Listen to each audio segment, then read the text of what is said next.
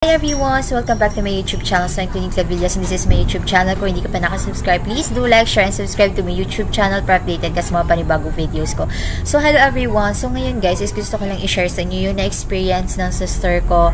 Kailan ba yun? Noong November 21 ata. So doon ako guys napaisip na sabi ko, ay grabe, maganda talaga gamitin guys si Maribank. Sa mga na hindi nakakaalam guys is, si Maribank po is formerly known as C-Bank siya. Pero ngayon guys, nagpalit na sila ngayong taon. So ito guys, share ko lang experience ng sister ko.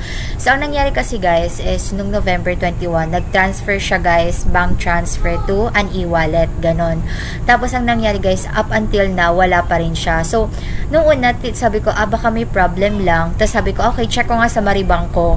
Sabi ko, try mong mag-cash in ulit ng pera, papunta doon sa Maribank ko. Then, pag-open ko sa Maribank ko, may nakalagay sila guys na notification na kung saan nakalagay na sa mga oras na to, hindi ka pwedeng mag-transfer ng pera mo kasi unang-una naka-maintenance. So, sinasabi nila doon guys na etong bank na to, hindi mo siya pwedeng transferan sa mga oras na to kasi naka-maintenance sila. Yung bank ninyo guys is talaga na mangi-inform nila kayo na okay, hindi ka pwedeng mag-transfer dito sa bank na to kasi naka-maintenance sila sa mga oras na to.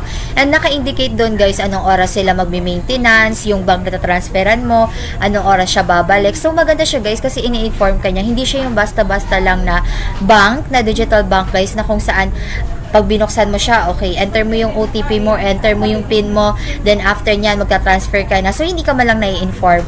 And ang pinaka-gusto ko dito, guys, kay Maribank is once na, halimbawa, nag-open ka ng account mo dito, so, paano siya mag-open ng account?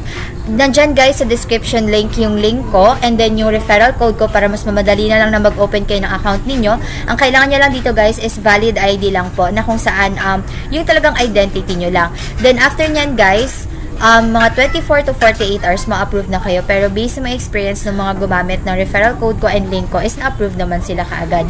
So, kapag meron kayo guys na 1,000 pesos, ang gagawin nyo is ilalagay nyo lang doon or magka-cash in kayo doon sa Maribank niyo and hayaan nyo siya doon for 3 days. Then, after 3 days guys, is magdadagdag yan, magkakaroon yan ng additional 150 pesos. O, diba? So, parang magpagugulat ka, ay, naglagay lang ako ng pera ko dito tapos may additional 150 pesos na. So, yun guys, yung parang welcome bonus nila na kung saan nag-trust ka sa kanila na naglagay ka doon ng 1,000 pesos for 3 days. Then, ang maganda pa sa kanila guys is merong interest per day. So, kahit nasabihin natin na 100 pesos, ang alam ko is pag nasa 0 to 100 or something is 0.01.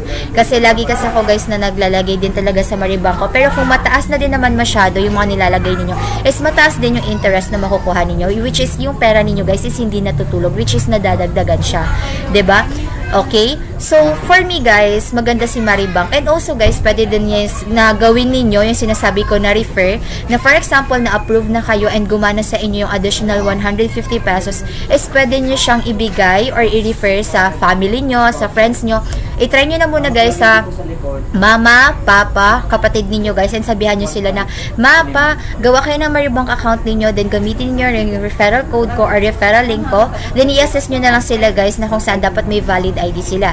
Then after nyan guys, hayaan nyo sila or sabihan nyo sa kanila guys na mag-cash in sila doon sa Maribank nila. Gamit yung referral code ninyo and link ninyo and hayaan siya doon for 3 days para yung family and friends ninyo is may experience din nila guys na kung saan magkaroon ng additional 150 pesos. So, diba? So, naglagay ka ng 1K doon sa Maribank mo and then after 3 days, may additional 150 pesos which is magkakaroon ka ng 1,150 pesos.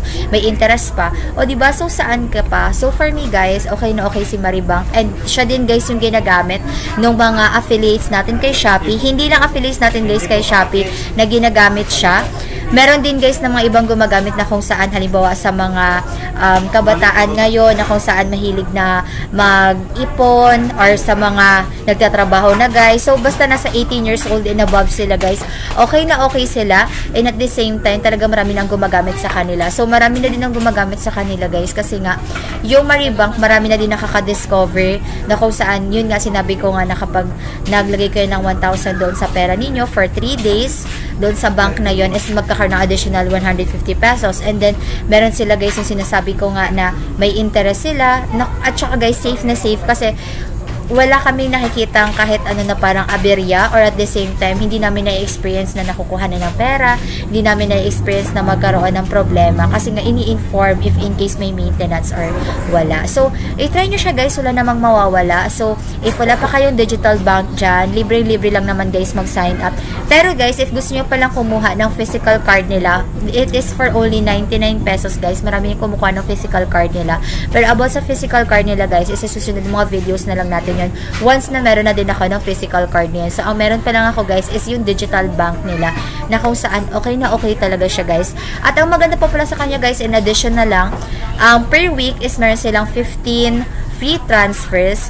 Like for example, yung pera mo is galing mismo sa Maribank. Ita-transfer mo siya kay GCash, wala siyang bayad guys, ayan. Pero syempre, if halimbawa magka-cash in ka from GCash to Maribank, syempre may additional fee kasi galing kay GCash. Pero if galing kay Maribank mismo and ita-transfer mo siya to other banks, wala siya guys bayad, diba? So nakakatipid ka na, diba? So nakakatipid ka na, nagkika-interest pa yung pera mo, and at the same time safe na safe pa siya, okay? So yun lang naman everyone, gusto ko naman i-share sa inyo kasi baka may mga iba naka-experience nung Sabado kasi yun guys na nangyari na kung saan nagkaroon ng problem about sa mga banks, and until now ata hindi pa siya nasosolve.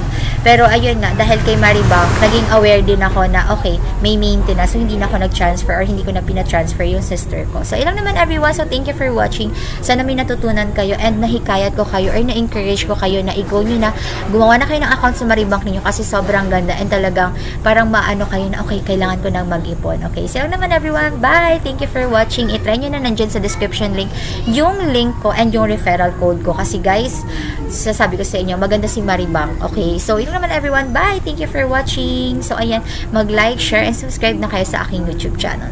Bye!